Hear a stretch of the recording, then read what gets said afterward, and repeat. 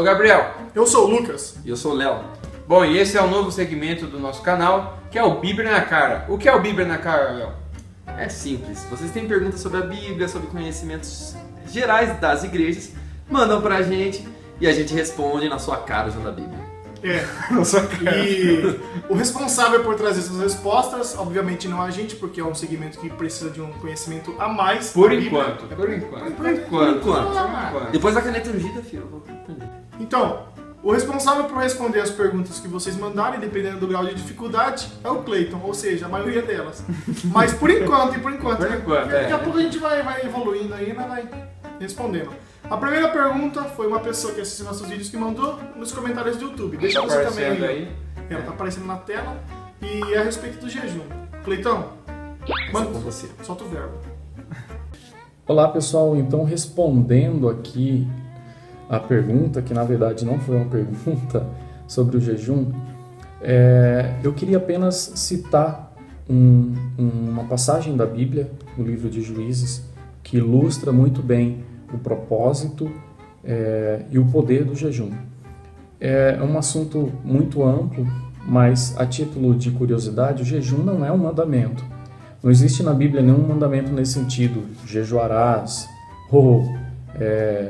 eis que te digo, jejues, em verdade vos digo que deveis jejuar, não existe nada nesse sentido. Porém a Bíblia ela tem uma série de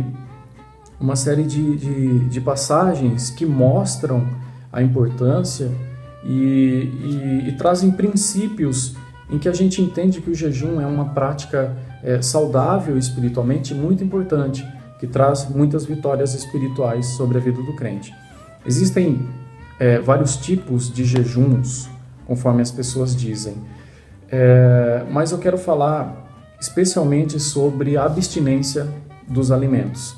Os outros tipos de jejum, como você deixar apenas algum tipo de alimento, ou deixar de comer carne, ou beber refrigerante, eu não vou falar sobre isso. Para mim, isso se trata mais de um ato assim, de consagração, mas o jejum propriamente dito é a abstinência alimentar de uma maneira geral. Mas enfim, a passagem de Juízes, ela fala que as tribos de Israel tiveram um probleminha. A tribo de Benjamim, alguns homens da tribo de Benjamim fizeram uma maldade para um levita, e ele buscou aí o socorro das demais tribos. Elas se reuniram, foram até a tribo de Benjamim e pediram que entregassem aqueles homens que haviam matado a mulher do levita. Eles se recusaram a entregar, e então eles oraram a Deus e perguntaram ao Senhor se eles deveriam pelejar contra os benjamitas para vingar a maldade que eles fizeram contra o levita. Se você estiver interessado em mais detalhes dessa passagem, está lá em Juízes, capítulo 19 e capítulo 20. Você vai encontrar os detalhes dessa passagem, né? Mas então o que acontece? Eles se reúnem, eles oram a Deus e perguntam: Senhor, subiremos contra os benjamitas? O Senhor vai nos dar a vitória? Deus disse: sim, vou dar a vitória, pode subir. Então eles vão a primeira vez, e o que acontece? Eles perdem a batalha, e eles se voltam angustiados, e vão aos pés do Senhor novamente, vão orar, todos eles se reúnem, e perguntam mais uma vez ao Senhor: Senhor, subiremos novamente contra os benjamitas? E pela segunda vez Deus diz para eles: pode ir para a peleja.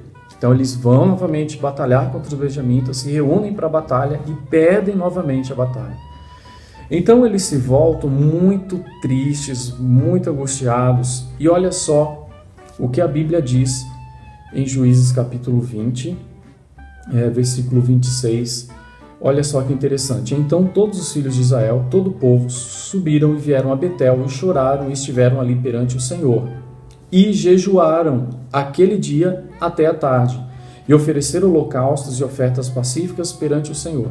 E os filhos de Israel perguntaram ao Senhor, porquanto a arca do concerto de Deus estava ali naqueles dias. E Finéias, filho de Eleazar, filho de Arão, estava perante ele naqueles dias, dizendo: sairei ainda mais a pelejar contra os filhos de Benjamim, meu irmão, ou pararei? E disse o Senhor: subi, que amanhã eu entregarei na vossa mão. Então, olha só que interessante. Eles estavam orando, estavam ali sob a ordem de Deus, pelejaram 2 vezes e perderam a batalha nas 2 vezes. Mas pela 3ª vez, eles vieram à presença do Senhor, choraram e jejuaram. E quando eles se reúnem em jejum perante Deus, Deus então dá uma ordem definitiva, dizendo: olha, agora vocês podem ir, porque eu vou entregar eles nas suas mãos. Então, o jejum, ele eleva o nível da nossa batalha. Parece que a batalha estava sendo travada apenas no nível material. Só que quando eles resolvem se reunir perante o Senhor em oração e jejum, eles estão levando a batalha para um outro nível, para um nível espiritual.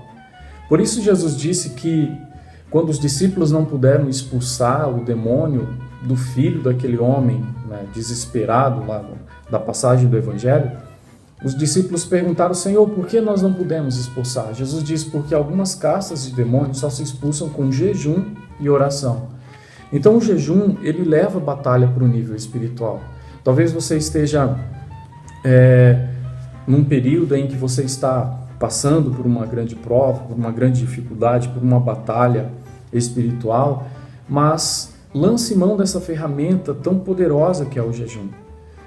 Jejue, se abstenha durante um período de tempo do alimento e se entregue à oração, à palavra de Deus, e você vai ver que a circunstância ela vai mudar. Interessante que o jejum ele não vai mudar a Deus. Nesse caso específico, o povo de Israel estava sob a ordem direta de Deus. Eles sabiam que era da vontade de Deus que eles subissem para pelejar contra os benjamitas. Mas muitas vezes nós estamos buscando algo que não é da vontade de Deus. Então o jejum ele não vai mudar a vontade de Deus. Mas o jejum vai quebrantar a nossa vontade, vai nos conformar. Vai conformar a nossa vontade à vontade de Deus. Então o jejum também ele é muito importante por isso. Porque ele quebra a nossa carne, ele quebra a nossa vontade, que muitas vezes reflete um desejo carnal, e ela nos conforma com a vontade de Deus e nos capacita a receber de Deus aquilo que nós precisamos. Nem sempre aquilo que queremos, mas com certeza aquilo que nós precisamos. E além do mais, o jejum, aliado à oração, ele provê poder espiritual sobre a nossa vida. Nós estamos vivendo em dias em que nós precisamos muito da força e do poder do Senhor para vencermos. E quando estamos jejuando e orando, nós recebemos de Deus esse poder para andar sobre as águas, para crer no milagre, para crer na providência do Senhor. A nossa fé é fortalecida quando nós estamos diante de Deus em oração e jejum. Então que Deus venha abençoar a sua vida, que você possa entender isso e possa colocar em prática essa ferramenta tão preciosa e tão importante que é o jejum para a vida do cristão. Deus abençoe. Vocês entenderam a resposta do cara ali? Se não entenderam, manda a pergunta de novo. A gente tenta outra abordagem, outra forma de explicar a questão para vocês. Okay. Agora, se gostou, nossa, você já sabe. Aquele like. Você já tá sabendo já, né? Clica aqui, ó. Esse joinha aqui embaixo. Ok. E a segunda pergunta que foi enviada se trata do assunto de usos e costumes. Essas coisas aí. Essas coisas. Vamos ver o que o Cleito tem a falar sobre isso. Vamos lá, Cleitão. Respondendo agora ao comentário sobre a questão de usos e costumes, como sempre vamos nos reportar a palavra de Deus, salientando que a Bíblia ela não traz um mandamento específico sobre isso, mas a Bíblia ela contém princípios que, aliás, se aplicam a praticamente qualquer área do nosso viver, inclusive sobre a maneira como nós devemos nos vestir. Esses princípios, esses conselhos que a Bíblia traz, eles se aplicam particularmente às mulheres. Veja, Pedro também fala sobre isso na sua epístola, mas Paulo, ele traz algo muito interessante na epístola de Timóteo, no capítulo 2, e no versículo 9, ele fala assim: que do mesmo modo as mulheres se ataviem em traje honesto, com pudor e modéstia, não com tranças ou com ouro ou pérolas ou vestidos preciosos, mas como convém a mulheres que fazem profissão de servir a Deus com boas obras. Então veja, Paulo está apresentando aqui pelo menos 2 princípios que devem reger a maneira do cristão se vestir. Não existe e seria impossível que a Bíblia apontasse uma maneira correta de se vestir, porque a Bíblia ela é acultural. E a maneira como nós nos vestimos reflete a nossa cultura muito profundamente.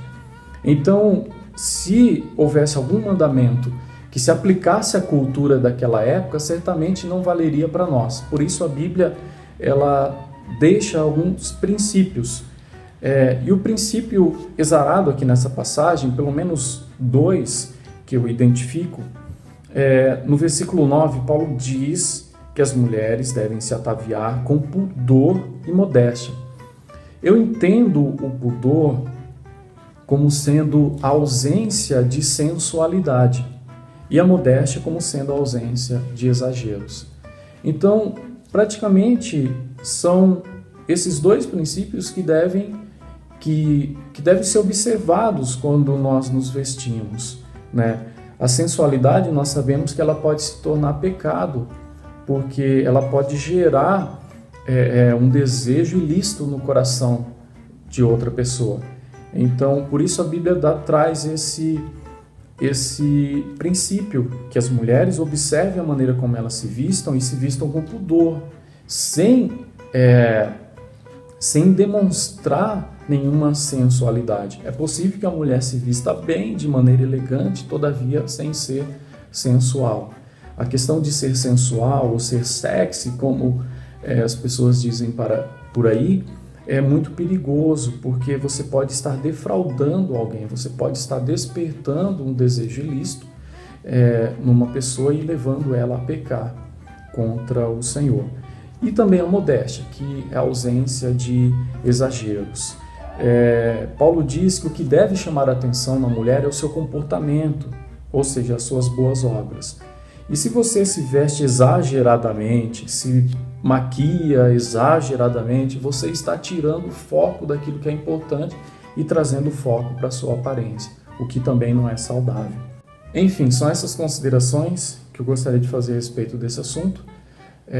Pedro, a semelhança de Paulo, ele também dá alguns conselhos nesse sentido, mas é basicamente o que Paulo disse, e eu acredito que se você, jovem, servo de Deus, observar esses 2 princípios e se vestir dessa maneira e também estar atenta à voz do Espírito Santo, né? Porque o Espírito Santo ele nos direciona nessas pequenas coisas. Ele pode, de repente, despertar a nossa consciência, despertar o nosso coração, nos dizer que essa roupa não vai ficar legal para nós, para o ambiente que nós vamos, para o ambiente de adoração a Deus. Então, esteja atenta à voz do Espírito Santo. Que Deus te abençoe, em nome do Senhor Jesus. Espero que você tenha gostado da resposta.